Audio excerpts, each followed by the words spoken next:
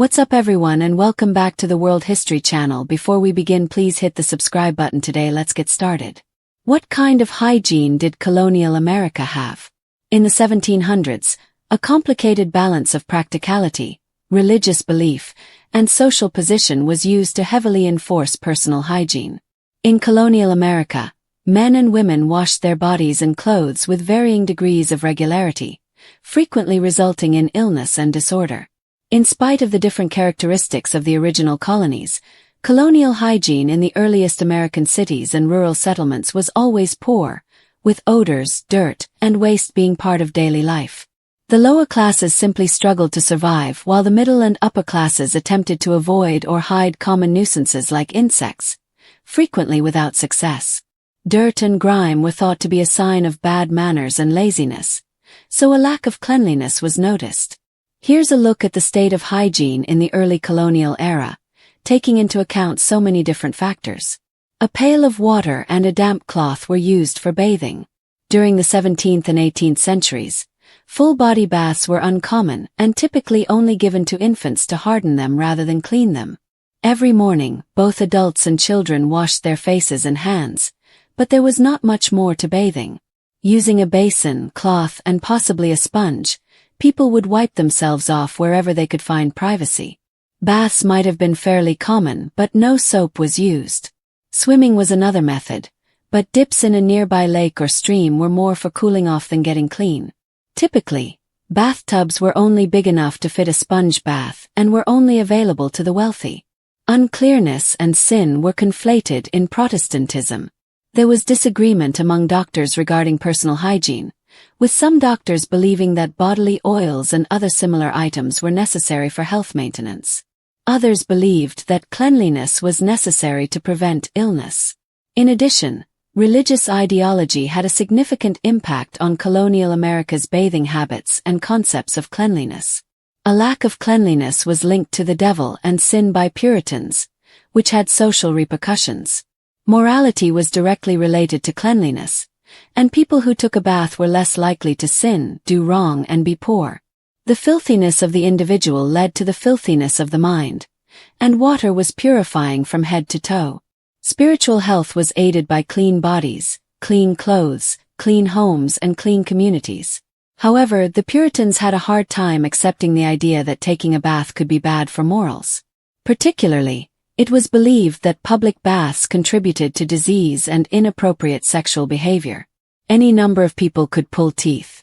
In colonial America, where there were no actual dentists, pulling a tooth required a trip to the barber, surgeon, apothecary, or even the blacksmith. To deal with toothaches before such an intervention was needed, people used natural remedies like figs, chamomile, alcohol, and opium to numb the pain. Even though replacing a tooth that had been pulled was common, there was little concern about keeping one's teeth clean while they were still in one's mouth. The extracted tooth might simply be reinserted into its socket at times.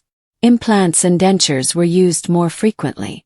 Wood was shaped to fit, ivory and metal were used, or poor people willing to sell their healthy teeth were given new teeth. George Washington, the colonial era's most famous denture wearer, had dentures made of metal, wire, and animal teeth. However, his face was distorted and pained constantly by his mouthpiece. Powdered wigs were both the treatment for lice and the cause of it.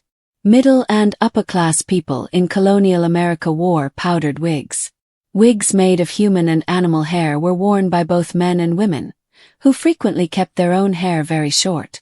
Shaving one's head also helped prevent bugs from infesting one's hair because lice were common.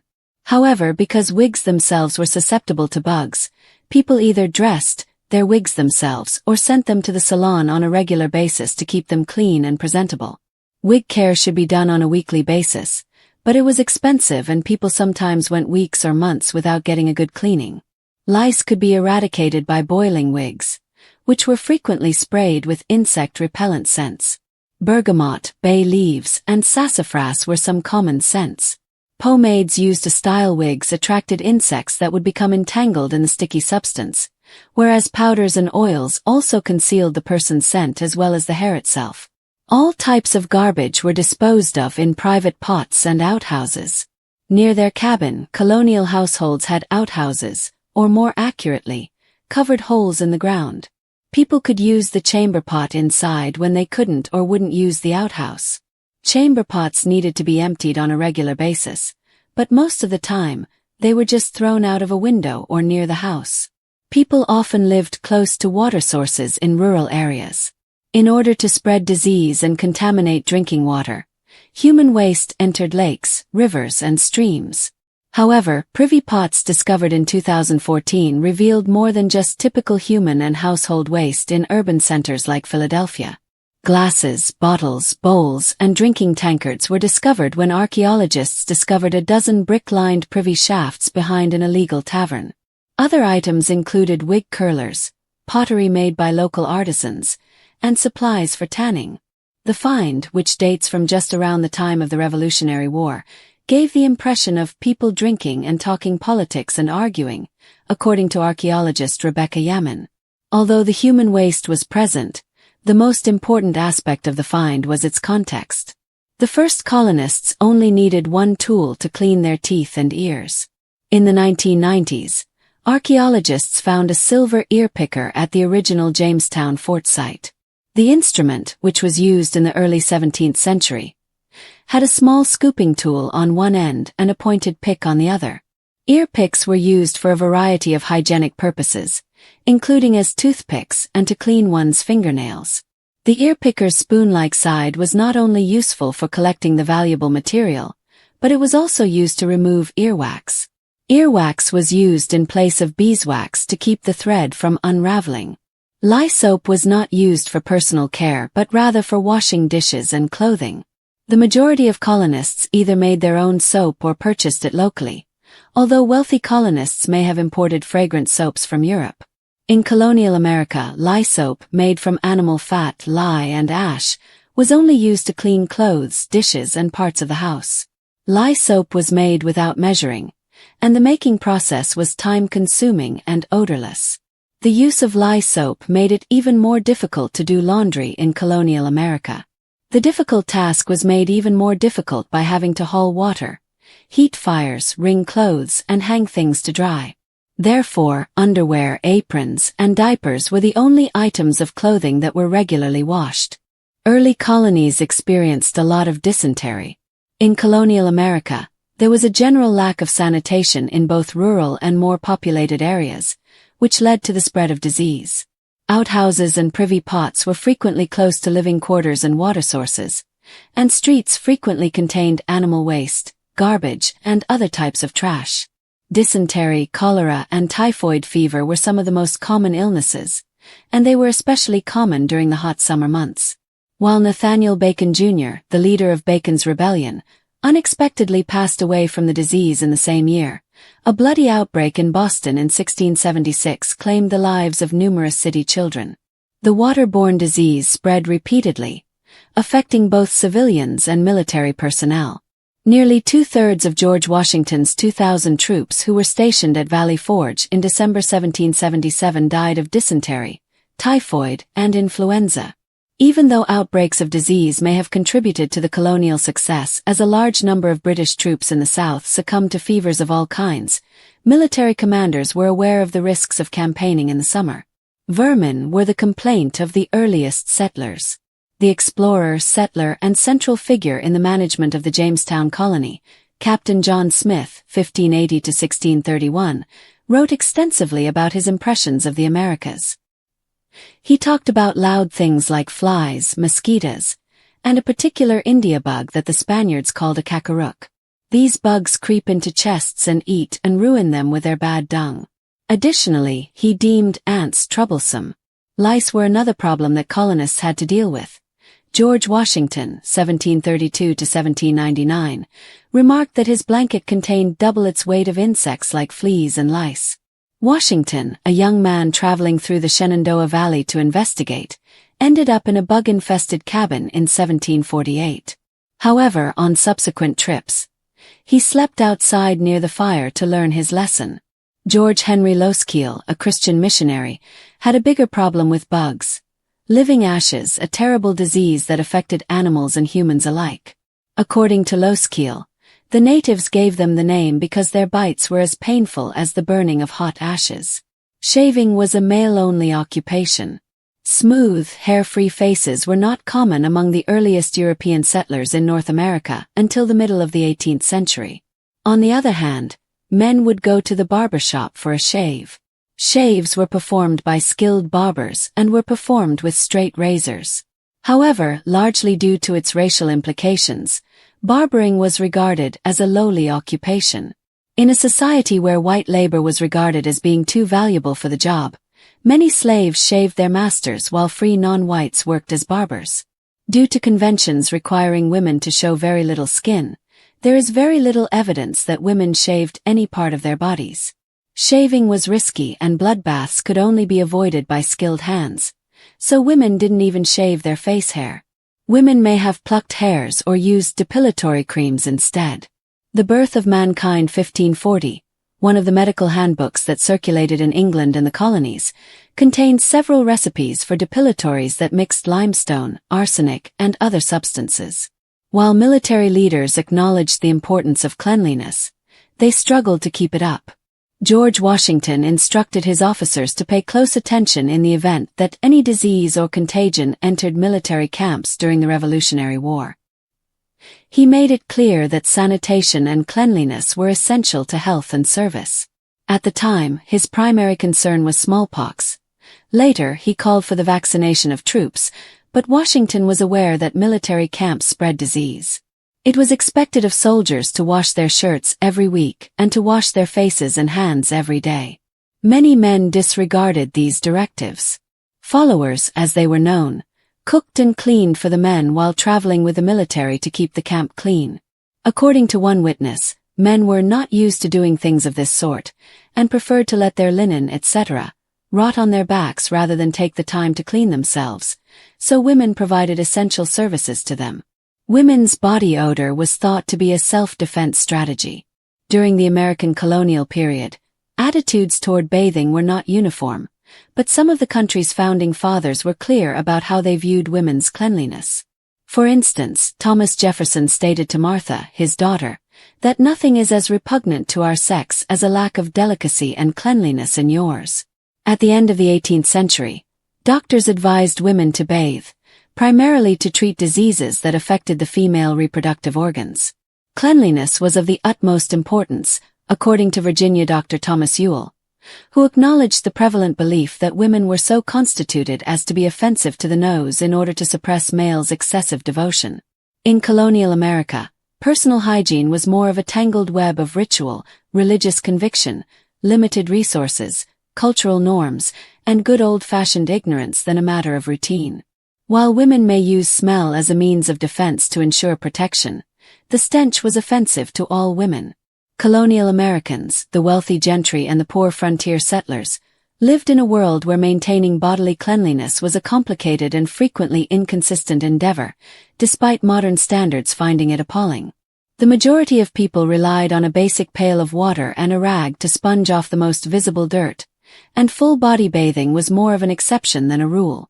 It was common practice to wash one's face and hands in the morning, but the idea of soaking for an extended period of time in a warm tub was impractical and, to some, even morally questionable.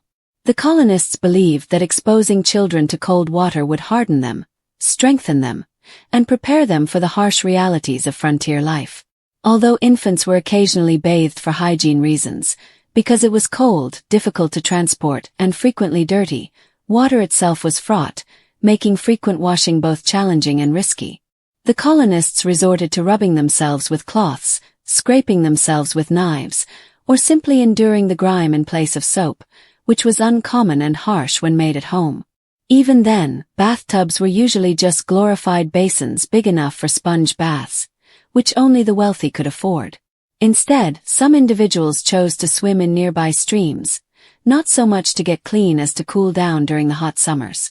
Particularly within Protestant circles, religious ideologies had a significant impact on hygiene practices. Puritans equated filth with sin and moral decay, viewing cleanliness as a form of spiritual discipline. Religious leaders frequently confused hygiene with virtue because a filthy body could indicate a filthy soul. On the other hand, Public baths were frequently associated with sexual impropriety and moral laxity, and too much focus on the body was thought to be vanity. Doctors didn't help either.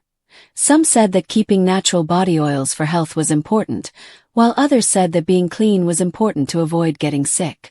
The truth was probably somewhere in the middle, but it didn't really matter because most people only had a few options for staying clean. Until teeth were in unbearable pain, whereupon any barber or blacksmith could remove the infuriating molar with no anesthetic, teeth were treated as an afterthought. In the days prior to modern dentistry, alcohol, figs, and opium were utilized as natural treatments for toothaches. The teeth of the poor, ivory, wood, or metal were frequently used to make replacement teeth. Famously, George Washington wore dentures made of a horrible combination of animal teeth, human teeth, and metal wires. These dentures caused him constant pain and changed his face over time. There wasn't much better hair care. If you could afford one, shaving your head and covering it with a powdered wig was one of the best ways to avoid lice infestation. The upper and middle classes were in love with wigs made of human or animal hair. However, wigs were also susceptible to lice, so cleaning them involved boiling them, dusting them with powders that killed lice, and dousing them in aromatic oils like bergamot, bay leaf, and sassafras. Unfortunately, insects were attracted to the pomades that were used to shape wigs, and they frequently got stuck in the sticky mixture. Poorer colonists either wore caps and scarves to cover their unkempt hair or simply shaved it off.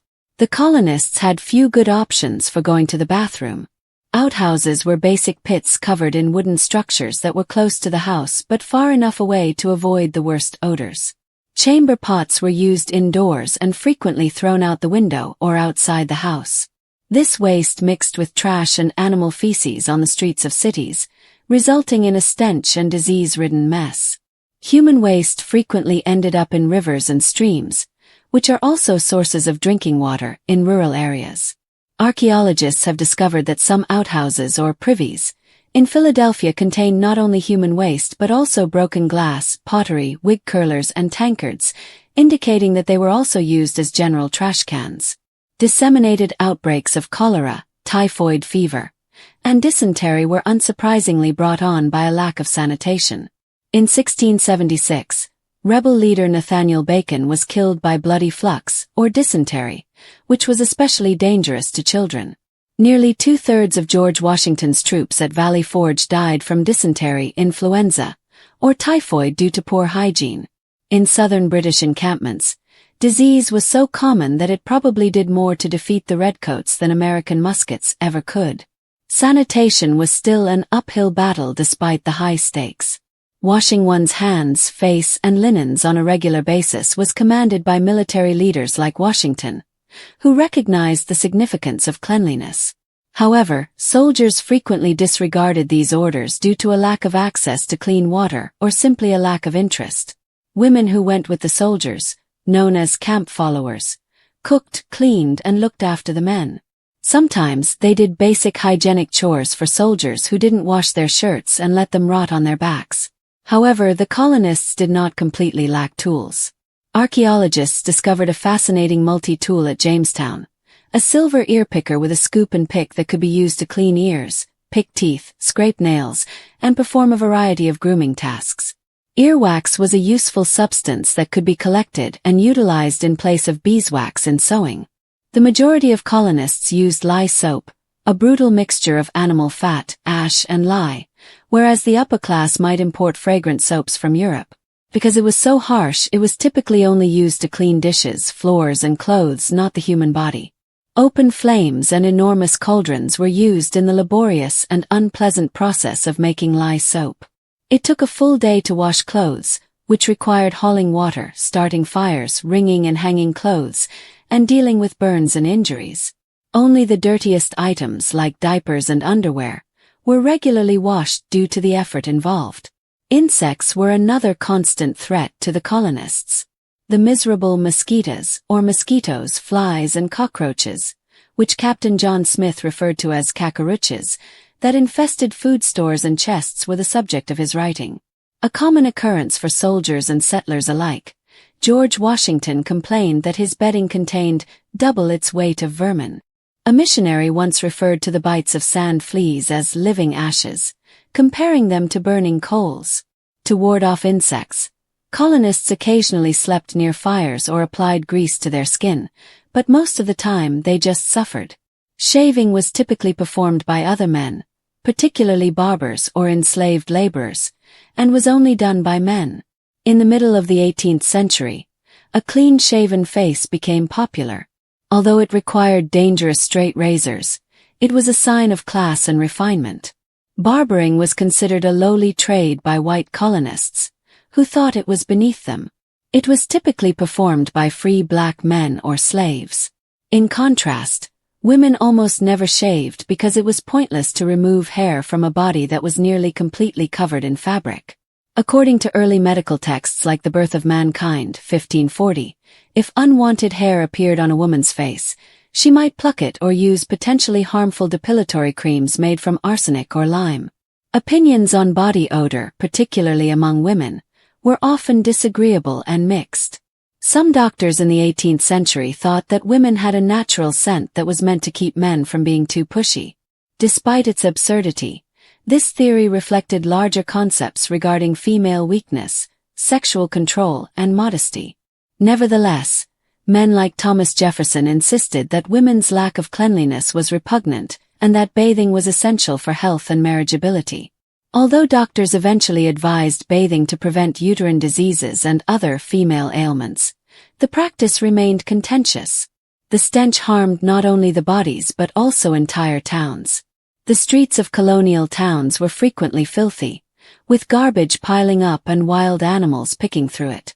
Diseases spread like wildfire, especially during the summer, and there was virtually no sanitation in the city. Even though some doctors insisted on washing their hands and instruments, others believed that disease was spread by bad air, moral decay, or God's punishment.